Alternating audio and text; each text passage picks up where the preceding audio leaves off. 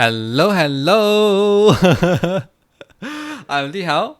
So today we are going to take a look at how you can. Hello, hello. I'm Li Hao.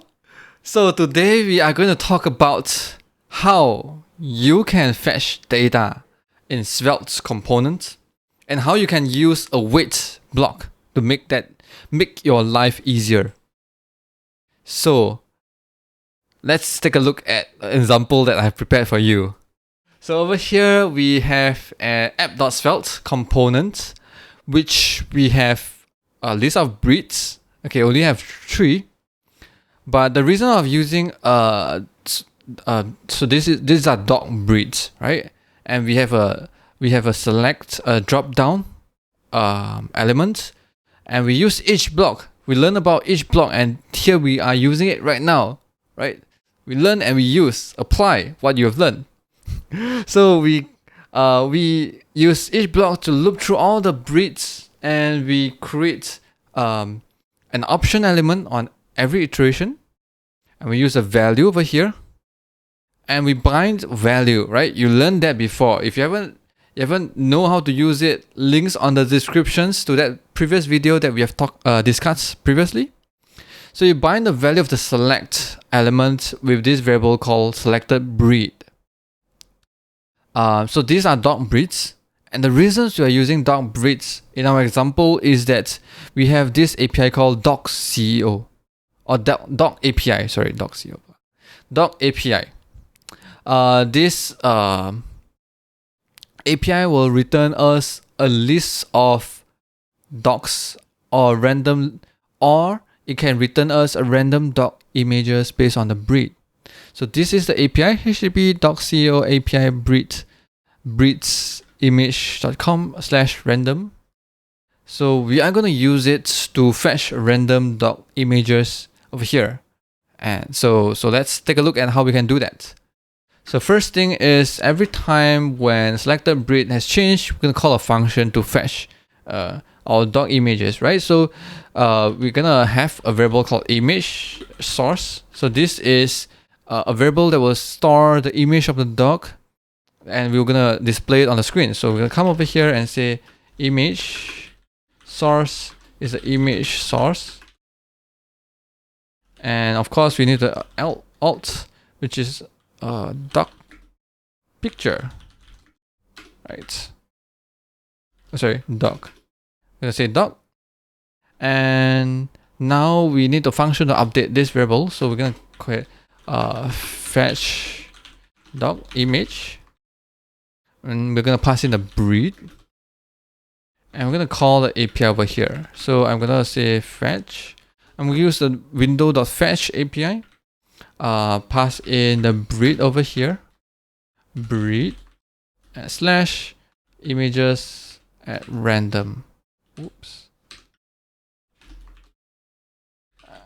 Whoa, hold on. Fetch. Okay.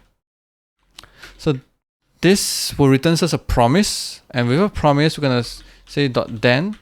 So the promise will resolve with a response.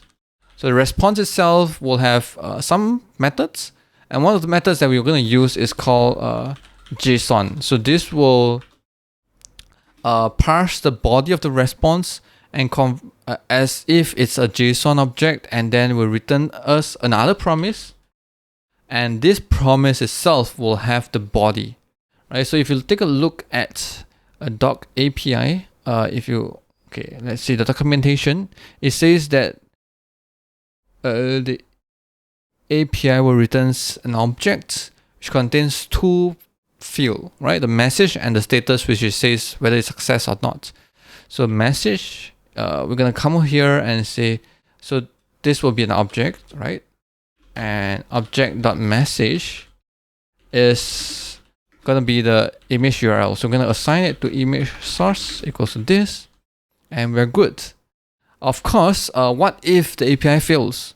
Then, or any of the steps that above fails, then you will need to cache them, right? So to cache a promise, you use .catch, and this will give us an error object. And what should we do with an error? right? For now, what we're gonna do is we're gonna have a variable called has error and initialize with false. So every time we have it, we're gonna say has error is true, right? So we can show some generic error message. So every time when we start fetching, we'll reset this to false. So this will be resetted every time we fetch a new doc image. So come over here and we say if has error, then we're gonna show like, oops, something wrong. Right. And we only show image if there's no error, right? So if else there's no error, then we're gonna show the image. But then you see that before we fetch anything, the image is we haven't have any image yet, right? So in this case, okay, we need to call the fetch, right? So we want to call this fetch doc image every time when the breeds change. So we're gonna use a reactive statement. If you haven't know what reactive statement is, again, videos on the description.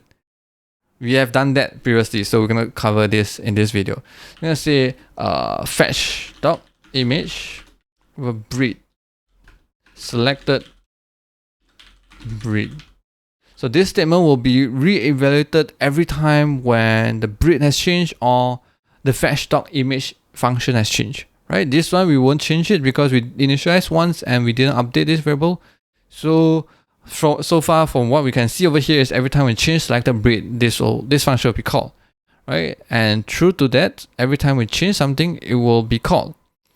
But when we change something, we see that while we are fetching, we didn't reset this image source, right? That's why you can see that it's showing a previous image until the response is back. So what happens if we come over here? What we should do is come over here and we should reset it, right, to now, right? So every time when you change, it's resetted, and then you see when it returns from the API response, and then only you show the image. Of course, it's a bit ugly if you show an image with no source, right? And usually when that happens is actually when we are fetching something, right? We can have a flag called is fetching. So initialize is false. So every time we start fetching, we're gonna say is fetching is true, and we are done. When we are done, we say we're gonna set it to false, right? And we are done. It's either we have resolved or we have catch, right? So we can actually do that call of finally, right? This is at the end of everything, right? Either we have an error or either we have finished resolved. Either we have resolved with a value or we have rejected, the promise has been rejected with an error. Finally, we will still be called, right? So this will set the is fetching to be false.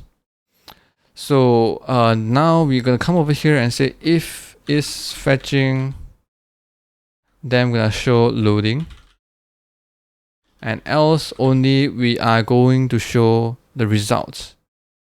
What is fetching? Right. Seems like the finally is not being. Oh wait, it does. Right. So loading and results, loading and results. So here you see how we can fetch a new doc image every time when we change the breed. So this is how you're gonna fetch data in a Svelte component. But this is troublesome, right? Because you have to maintain the state of whether it's still fetching or not, or whether it has error or not, and turn on and off that flag to signify whether you are fetching or you finish fetching but you have error, or you have finished fetching and you don't have error and you have a result, right? And this is a very common pattern, and we come up with a way to write it easier, more easily, right? So the way of writing it better is using a await logic block. So await is like how you would await a promise. So talking about awaiting a promise, right now what we do over here is more of like a promise chaining way of handling promise, right? An alternate way of doing this, or writing this, I'm gonna say async, using await. We're gonna use await to do that, right? So this function and this function is gonna be the same in terms of the execution, but one of it is using await and one is using a promise chaining, right? It's just difference in terms of style on how you're going to write them. So you can await a promise, and every time when you await a promise, what it returns is the results. So over here, what we get instead is the response. And with the response, we are going to call response.json, which also returns us a promise. So we await for that. And what we end up getting, or what we want to get, is the object. So I'm going to say equals to await over here. And with the object, we can assign image source equals to object.message, which is what we have done over here. So you can remove these two lines. And if there's an error, we want to catch it. So we can wrap the whole thing with a try catch block. And catch it with an error. And over here, what we're going to do is call has error equals to true. And with a try catch block, you also can have a finally. And this is where we're going to pass the finally in. Right? So finally is fetching is false. Okay, so there's a reason why I try to rewrite this whole thing in a try catch block, because this is how an await block would look similar to this, right? Await is similar to await in JavaScript. So we overall over here, what we are waiting for is a promise, right? These two are actually the promise. We have two promises to wait, right? We wait for the first to fetch, and we wait for promise to resolve in a JSON object, and we use that results, right? This is where we actually use the results. So to make it clearer, I'm gonna copy this and into another function. I'm gonna say async get random doc image.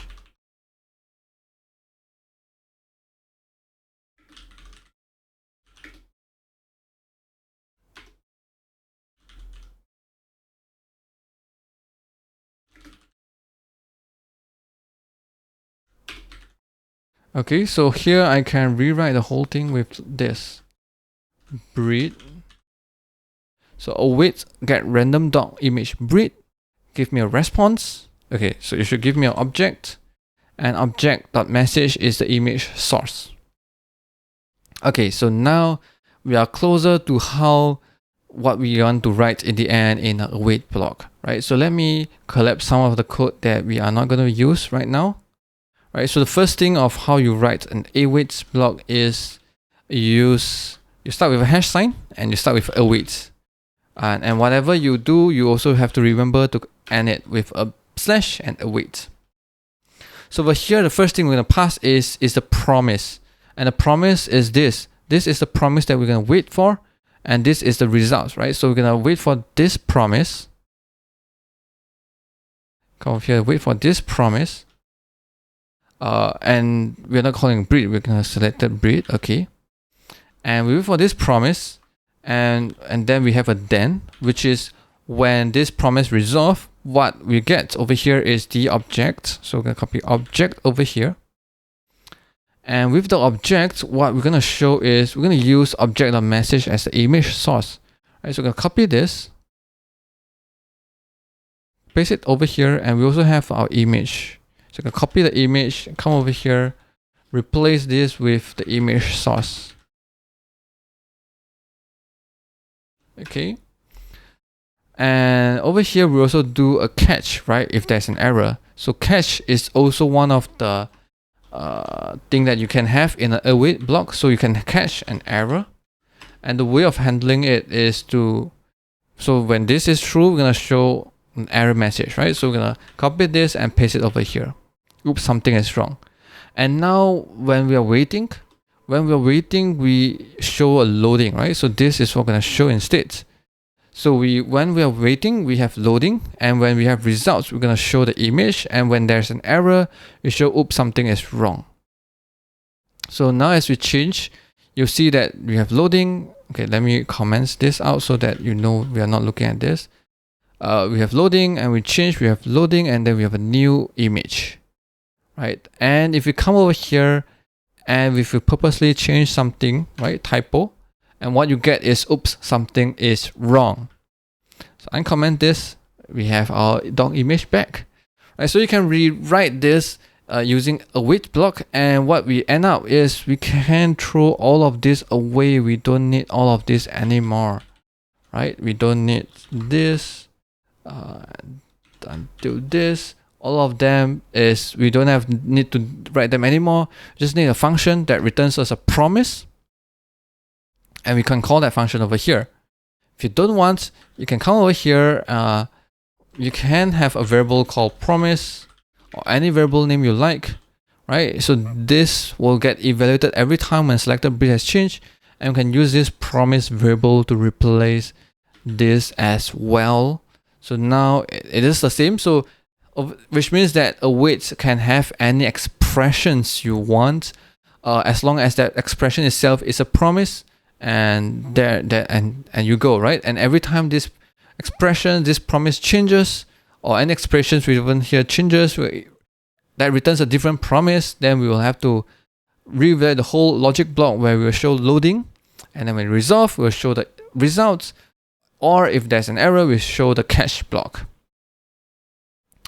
So let's come back and take another look at the code over here that when we use an await block, right? So over here, we, instead of getting object or message over here like this, using a property reference, we could have destructure it, right? We could have destructure message out of it using object destructuring and just assign the variable directly, right? You could do this as well. In await block, you can come over here and destructure it if you want. It's the same, right? And then, and the next thing I'm going to tell you is that some of this block can be skipped, right? The promise can be skipped, the result can be skipped, or the error handling, the error block can be skipped as well. What does that mean? Well, that means is that you can skip it. So to skip it, you don't even need to write that block at all. You can come over here and say await promise then, and then you show the results immediately, right? There you go. You can skip the results, right? Or you can have loading, but you skip the whole results, right? You skip the promise. You skip the loading. You can skip the results, or you could skip the error handling as well. Right, let's see. You can, just like how you would await promise then, what you can do over here is also, you can await promise catch and do it this way as well, right? So in this case, our promise has no error, has no loading state, you see nothing, right? So these are other forms of the await block where you can have some of the blocks be omitted because you don't have, if you don't have anything to show, right? This would lead to other interesting pattern. For example, you can use await block to show only the loading state, and when so you can have a component called a loading component and only render something when the promise being passed to you is in a loading state, in a pending state, and whenever it's resolved or rejected, you show nothing, right? So you could have a component that like that.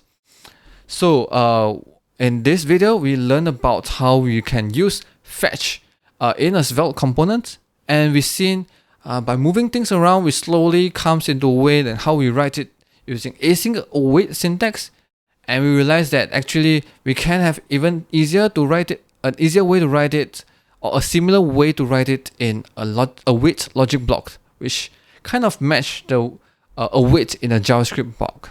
So we've seen how we can use await block, and we've seen how we can omit some of the blocks if you don't have anything to show, right? And that's all for this video. If you like this, give me a thumbs up. If you have any questions, feel free to comment down below. And as always, subscribe to my channel so that you get notified when the next one is out. So see ya, bye bye.